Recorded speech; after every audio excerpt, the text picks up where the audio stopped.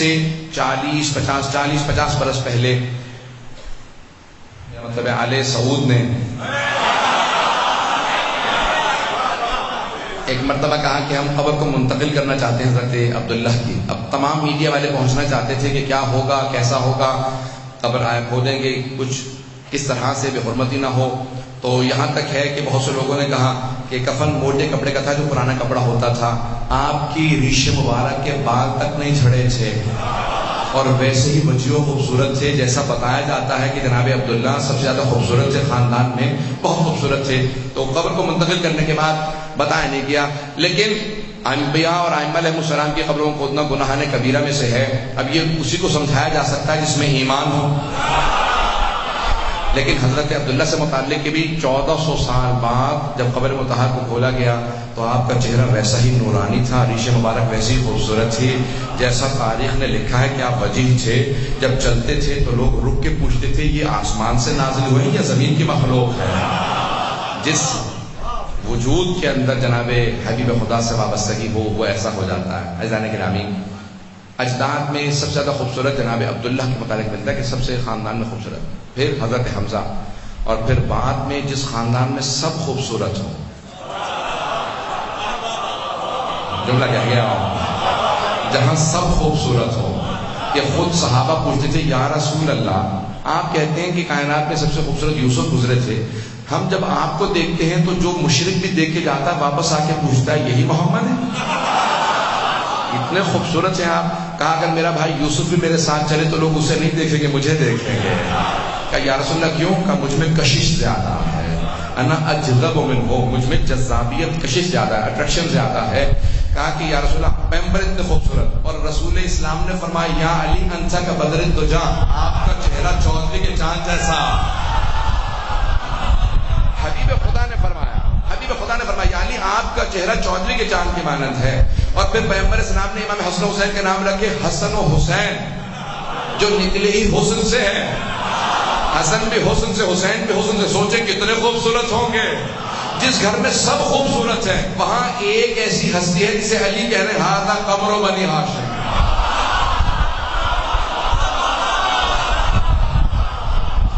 جہاں پورا خاندان خوبصورت ہے, جہاں اتنے خوبصورت ہے کہ ہر آدمی پوچھتا ہے زیادہ خوبصورت کون ہے, لیکن وہاں امیر المؤمنین کا ہے. مولا کے چند القاب حضرت عباس کے, اگر 5 منٹ زحمت دوں گا حضرت عباس کہ چند ایسے القاب ہیں جو خود امیر المؤمنین نے دیے ہیں. کچھ ایسے القاب ہیں جو امام حسین علیہ السلام نے دیے ہیں, بعد والے ائمہ نے دیے القاب. لیکن کچھ ایسے القاب ہیں جو خود حضرت امیر نے جناب عباس کو دیے. ان میں سے پہلا ہے قمر بنی ہاشم. ہاں, جب کسی نے کہا نا یا علی, کوئی بالکل آپ کے حلیے میں جیسے آپ امامہ باندھتے ہیں, آپ تحت الحنک نکالتے ہیں, اپنے چہرے کو چھپا کے جنگ کرتے ہیں. مولا سے کسی نے پوچھا تھا کہ آپ چہرہ ڈھانپ کیوں لیتے ہیں, صرف آنکھیں نظر آ رہی ہوتی. کہا کہ جب دھول اڑتی ہے تو اذیت دیکھی, اس لیے میں صرف آنکھوں کو چھوڑ کے پورا چہرہ اپنا مولا تحت الحنک نکالتے, چہرے کو ڈھانپ لیا کرتے تھے. جب جنگ کر رہے ہوتے تھے تو مورخین نے لکھا کہ مولا کی آنکھیں صرف نظر آ رہی ہوتی تھی, بڑی بڑی آنکھیں تھی. جب دیکھتے تھے تو اگلے کا پتا پانی ہو جاتا تھا. ہیبت و جلال ایسا تھا, دیکھتے تھے آنکھوں سے قتل کر دیا کرتے تھے. کہ یعنی بالکل کوئی آپ کے انداز سے اسی طرح چہرے پہ نقاب ڈالے ہوئے, آپ کی طرح شمشیر لے ہوئے, ویسی آنکھیں ہیں. میدان صفین میں چلا گیا, میرے مولا مسکرائے, کہ اس سے کہو علی نے بلایا. جب واپس آئے تو دور سے آ رہے تھے. جناب عباس کی زلفیں بہت طویل تھی, سیاہ بال تھے, آنکھیں بہت خوبصورت تھی. تو ابھی چہرے پہ نقاب تھا, کچھ بال چہرے پہ ذرا گولا تھا. مولا نے دور سے دیکھے کہا ھذا قمر بنی ہاشم, یہ بنی ہاشم کا قمر ہے, یہ بنی ہاشم کا چاند ہے.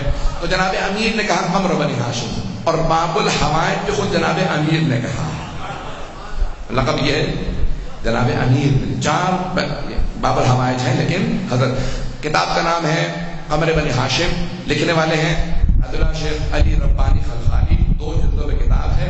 انہوں نے القاب کی بحث کی ہے. وہ فرماتے ہیں باب الحوائج خود مولا نے کہا, حضرت عباس. گھبرا تو نہیں رہے؟ فیضان گرامی, حضرت عباس جس وجود کے مالک ہیں کہ ہر امام نے ان کا نام لے کے تعریف کی ہے. اور میرا موضوع بھی اجداد ہے تو اس میں ماؤں سے متعلق ایک جملہ پیش کر دوں. جو سب سے پربرکت سب سے زیادہ باعظمت، سب سے زیادہ پاک دامن، سب سے زیادہ باتقویٰ بیویاں تھیں، اللہ نے انہی کا انتخاب کیا۔ حضرت سارہ نبی کی بیٹی ہیں، نبی کی زوجہ ہیں، نبی کی ماں ہیں، نبی کی بہن ہیں، لیکن اللہ نے کہا سارہ آپ سے ایک بی بی افضل ہے تقوی میں، نام ہے ہاجرہ، کیونکہ آپ سے افضل ہے۔ اب وہی اجداد رسالت مآب میں آئیں گی، ماؤں میں جب آئیں گی تو حضرت ہاجرہ، پتہ نہیں میں بات پہنچا پایا ہوں یا نہیں پہنچا پایا۔ اب سوچئے جناب ام البنین کا مقام کیا ہوگا۔ اب سوچئے کہ جناب امیر علیہ السلام سوال کریں، ارے مولا سے زیادہ کوئی دنیا میں جاننے والا تھا؟ یہ سوال کر کے مولا دنیا کو پیغام بھیجوا رہے ہیں۔ میں عقیل سے پوچھ کے تمہیں سمجھا رہا ہوں کہ سوچو مجھے کتنا شوق ہے کہ عباس جیسا وجود مقدس، وہ امیر المومنین جن کے حسن حسین جیسے بیٹے ہوں، وہ تہجد میں دعا مانگے پروردگارہ ایک ایسا بیٹا دے جو کربلا میں میری نمائندگی کر سکے۔ مجھ سے درخواست کی گئی تھی کہ چند جملے میں حضرت عباس سے متعلق پیش کر دوں۔ تو حضرت ام البنین، نام فاطمہ، میں پیش کروں گا کچھ اور میرے ساتھ اگر ساتھ دیں گے۔ حضرت ام البنین کا نام بھی فاطمہ ہے، نام فاطمہ ہے۔ فاطمہ کے علاوہ خاندان بہت بڑا، حزام سردار تھے بہت بڑے اپنے قبیلے کے، ان کی بیٹی ہیں حضرت ام البنین۔ ان کے بھائی ماموں اجداد بہت جنگجو شجاع تھے، دو چیزوں میں مشہور تھے، شجاعت میں اور وفاداری میں۔ تو جناب امیر علیہ السلام نے صرف اس لیے اظہار کیا تھا جناب عقیل سے تاکہ معلوم ہو جائے میں کن صفات کو دیکھ رہا ہوں آنے والے میں۔ کہا مجھے ایسا بیٹا چاہیے جو شجاع بھی ہو اور وفادار بھی ہو۔ دنیا میں جب بھی مثال دی جاتی ہے تو حضرت عباس ہی کی مثال دی جاتی ہے، تو کہا کہ ایسا بیٹا چاہیے کہ وفادار۔ کہا پھر اس خاندان سے بہتر خاندان میں جب آئی نا جناب ام البنین تو جناب امیر نے آواز دی کا فاطمہ، تو جناب ام البنین نے سنا، پھر بیوی کے بیٹوں کو اور بیٹیوں کو دیکھا اور ایک مرتبہ جناب امیر سے درخواست کی، کہا مولا کچھ درخواست کر سکتی ہوں؟ کہا ام البنین کیا درخواست ہے، کیا بات ہے؟ کہا مولا مجھے آئندہ فاطمہ نہ کہیے گا۔ کہا آپ کا نام فاطمہ ہے؟ کہا لیکن جب آپ کہتے ہیں نا فاطمہ تو میں نے دیکھا ہے کہ بیوی کے سارے بچے، دونوں بیٹے دونوں بیٹیاں فوراً ماں کو تلاش کرنے لگتے ہیں، ان کی آنکھیں تڑپنے لگتی ہیں، بس فاطمہ سوچتے ہیں جیسے آنکھیں پیاسی ہیں، فوراً ماں کو تلاش کرتی ہیں۔ تو کہا مجھے فاطمہ نہ کہیے گا، تو میری درخواست ہے آپ سے۔ مولا نے کہا پھر آج سے میں آپ کو لقب دے رہا ہوں ام البنین۔ ام البنین یعنی بیٹوں کی ماں، شیر جیسے بیٹوں کی ماں۔ بیوی کے 4 بیٹے ہیں، چاروں میدان کربلا میں شہید ہوئے ہیں۔ جب جا رہے تھے نا کربلا کے لیے تو بیوی نے ایک جملہ کہا تھا، عباس، جعفر، عبداللہ، عثمان، سب کو بلایا، کہا میرے بیٹو اگر تم میں سے کوئی مارا گیا نا میں کہوں گی میرا ایک بیٹا کم تھا، لیکن زہرا کے لال پہ آنچ نہ آیا، میں کبھی دودھ نہیں بخشوں گی، کہ میری ساری اولاد قربان حسین ابن علی میں۔ 2 دن سے میں مسائل پیش کر رہا ہوں، میں ہر روز غور کرتا ہوں، پرسوں بھی چند افراد بے ہوش ہو گئے تھے۔ ابھی ساری لائٹیں نہ بجھائیے گا، میں چند جملے ایسے پیش کروں گا جس میں مجھے ضرورت ہے دکھانے۔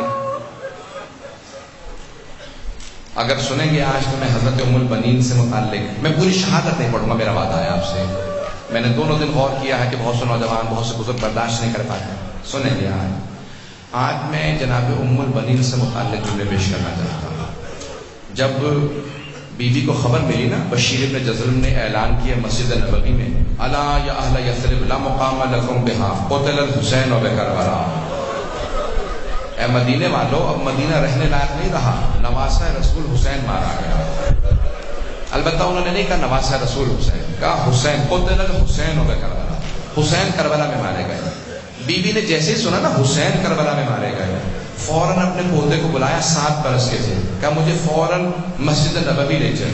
بیوی کی آنکھوں میں موتیا اتر آیا تھا، اس وقت بیوی دیکھ نہیں پاتی تھی، ہاتھ میں عصا لیا، سر پہ برقع لیا، پوتے کے کاندھے پہ ہاتھ رکھا، کہا مجھے مسجد نبوی لے چل۔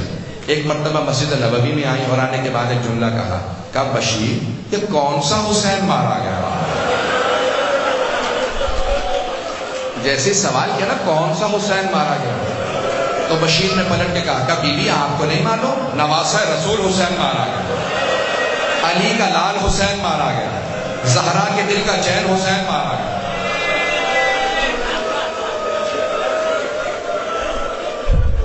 جملہ سننا تھا، جناب ام البنین سے رہا نہ گیا. کہا بشیر لیکن میں کیسے مان لوں، عباس کے ہوتے ہوئے حسین مارا گیا. تو بشیر نے کہا نہیں بی بی آپ نے غلط سنا، پہلے عباس مارے گئے بعد میں حسین مارا گیا.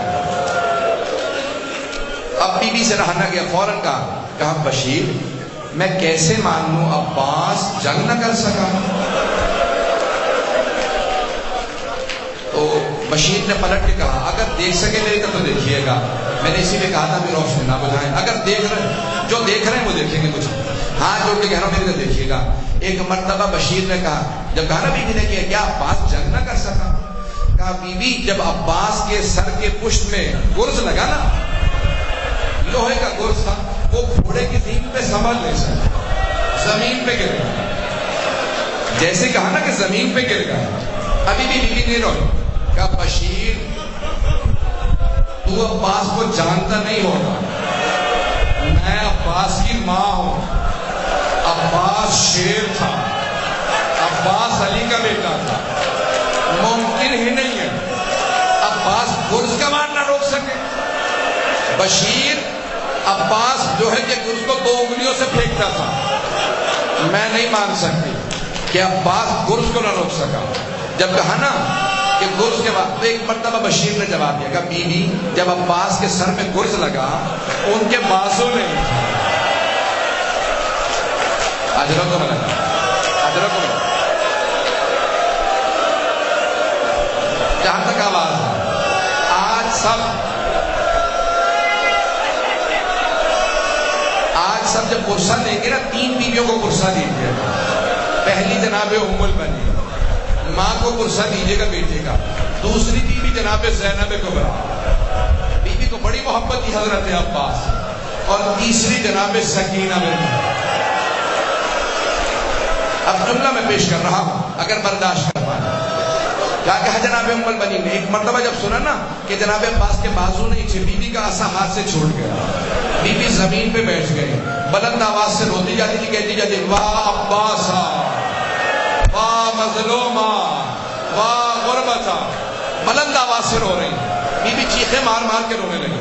اب بشیر سے رہا نہ گیا. کہا بیوی کیا بات ہے، آپ سے برداشت نہیں ہوئی بیٹے کی شہادت؟ کہا نہیں بشیر لیکن تو نے میرا کلیجہ چھلنے کر دیا. بشیر میرے سارے بیٹے حسین پہ قربان. مجھے اس بات کا اتنا افسوس نہیں، لیکن ایک بات کا بہت افسوس. بی بی کس بات نے رولا دیا؟ کہا بشیر جب کوئی شہ سوار گرتا ہے نا وہ ہاتھوں کا سہارا لیتا. بشیر تو کہہ رہا جب میرا بیٹا گرا اس کے بازو نہیں تھے. بشیر میں سوچ یہ رہی تھی جس بات نے مجھے رلایا، جب میرا بیٹا گرا ہوگا اس کا چہرہ پہلے لگا تھا یا اس کا سینہ لگا.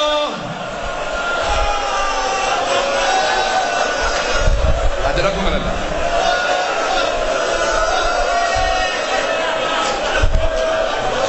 میں بھی مسائل پڑھوں گا، کوئی بخل نہ کرے. آج کوئی بخل نہ کرے.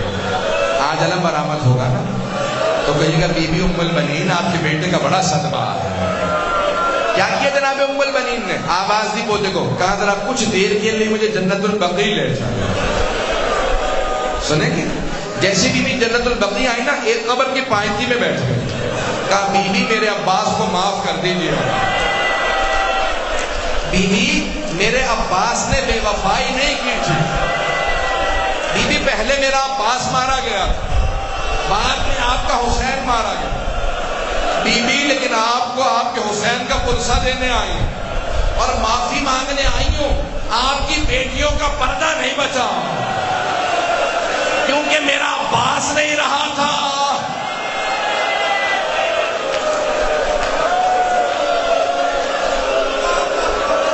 اجرکم اللہ، اجرکم اللہ. سنیں میں بھی پڑھوں گا، 5 سے 10 منٹ کی زحمت اور اگر برداشت کر پائے. اعزان گرامی جناب ام البنین اٹھی کہا کہ مجھے جناب زینب کے پاس لے چل. پوتے سے کہا مجھے جناب زینب کے پاس لے چل. آئی جناب زینب کے پاس, فوراً آگے کہا کہ بی بی میں آپ کو حسین کا پرسہ دینے آئی. جناب زینب تڑپنے لگی, رونے لگی, کہا اماں میں آپ کو عباس کا پرسہ دیتی ہوں. جناب ام المؤمنین نے کہا بی بی مجھے عباس کا پرسہ نہ دو, مجھے حسین کا پرسہ دو,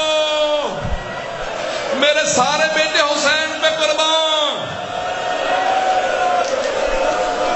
ہے جناب ام المؤمنین آپ کی عظمتوں کو سلام. بی بی لاکھوں درود و سلام آپ کی عظمتوں کو. بس بھائی بی بی کی مرضی کے 2 جملے سن لیجیے. ہر روز صبح بی بی جنت البقیع آ جاتی ہے, اپنے ہاتھ سے 4 قبریں بنائی بی بی نے. کہتی میرے 4 بیٹے تھے کربلا میں مارے گئے, یہ میرے 4 بیٹوں کی ایک قبر ہے. پھر کہتی ہو میرے شیروں میں تم پہ گریہ نہیں کروں گی کیونکہ تمہاری ماں یہاں پہ موجود ہے. پھر ایک 5ویں قبر بناتی, کہتی یہ میرے مولا حسین کی قبر ہے. کہتی مولا میں آپ پہ گریہ کروں گی کیونکہ آپ کی ماں نہیں ہے. پھر کہتی ہو کربلا سے آنے والوں مجھے اتنا بتا دو کہ ابھی بھی فرات پہ پہرے ہیں یا قبروں پہ پانی ڈال دیا.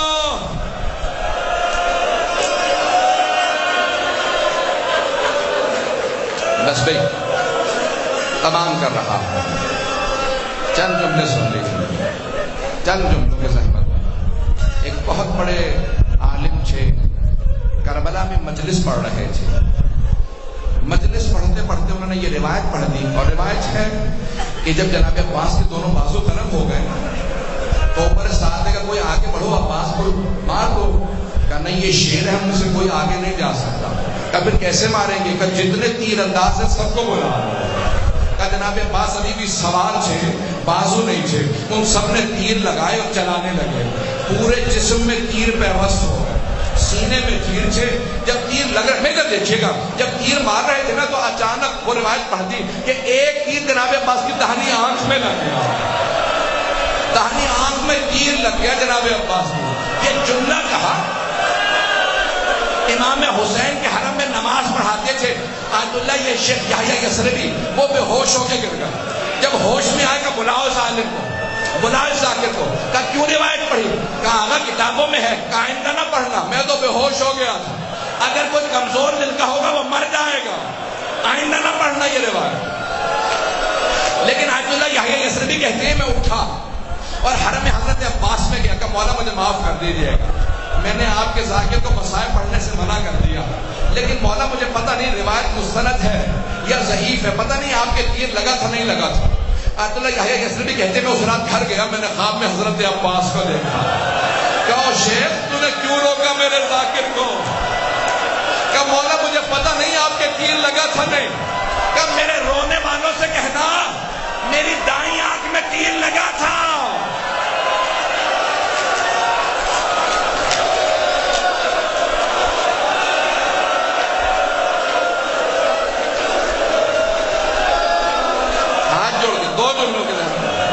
بس میں آپ سے برداشت نہیں نہ ہو رہا, سنیں گے میری طرف دیکھیے گا. میں ہاتھ جوڑ کے آخری جملے پڑھ رہا, اب میرے سینے میں طاقت نہیں پڑھنے کی, آپ میں طاقت نہیں رونے کی. جناب عباس نے کہا شیخ یحییٰ یثربی میرے رونے والوں سے کہنا میری دائیں آنکھ میں تیر لگا تھا, لیکن میرے رونے والوں سے پوچھنا اگر آنکھ میں بال بھی چلا جائے آدمی فوراً صاف کرتا ہے. کہ میری آنکھ میں تیر لگا تھا لیکن میرے بازو نہیں تھے, میں تیر کیسے نکالتا؟ کہ میرا بازو نہیں تھے. میرے کا دیکھیے گا, مولا کہتے میں نے سر کو جھٹکا, میں نے سر کو بہت جھٹکا, تیر نہیں نکلا. پھر میں نے سر جھکایا, دونوں گھٹنوں سے تیر کو پکڑا, ایک مرتبہ تیر کو گھٹنوں سے کھینچا. جب تیر نکلا میری آنکھ میں تکلیف محسوس ہوئی. زندگی میں پہلی مرتبہ میں نے اپنے بھائی کو بلایا, آقا مولا میری مدد کو آؤ, میری آنکھ میں بڑا درد ہے. وَسَيَعْلَمُ الَّذِينَ ظَلَمُوا أَيَّ مُنقَلَبٍ يَنقَلِبُونَ. بس بھائی علم برآمد ہو گیا. میں صرف ایک جملہ کہوں گا, جب بھی باب الحوائج کو واسطہ دیں گے تو مولا کے 2 واسطے بلکہ 3 واسطے. ایک تو ان کی ماں کا واسطہ, جناب عباس کو ماں سے بڑی محبت ہے, اگر دعا پوری نہ ہو کہ مولا آپ کو آپ کی ماں کا واسطہ, ہماری دعا کو رد نہ کیجیے گا. آج سارے ظہور امام زمانہ کی دعا مانگیے گا. دوسرا کس کا بہت زیادہ مولا کو پاس تھا؟ جناب زینب کا. لیکن تیسرا پاس کس کا تھا؟ میں جس جملے کے ساتھ آپ کو زیارت کے لیے کہوں گا، جب میں مکمل کر تو سب کھڑے ہو جائیں گے، زیارت کر لیجیے گا. کس کا پاس تھا؟ 3.5 برس کی بچی. جب مولا حسین علم لے کے واپس آئے تھے نا جناب عباس کا، تو بیوی نے سوال کیا، بابا آپ علم کیوں لے کے آئے؟ میرے چچا عباس کہاں؟ تو مولا نے نہیں بتایا، شہادت ہو گئی. کہا بیٹی وہ فرات کے کنارے سو گئے. جب شام غریبہ آئی نا اور شیور نے بیوی کو تماچا مارا، بیوی نے فوراً فرات کا رخ کیا، کہا چچا عباس آ جاؤ، چچا واپس آ جاؤ، اس ملعون نے مجھے تماچے مارے. رو رہی ہے سوچ کر، رو رہی ہے سوچ کر، ام البنی یہ آج بھی رو رہی ہے سوچ کر، رو رہی ہے سوچ کر، ام البنی یہ آج بھی اصغر بے شیر جیسی قبر ہے عباس کی، اصغر بے شیر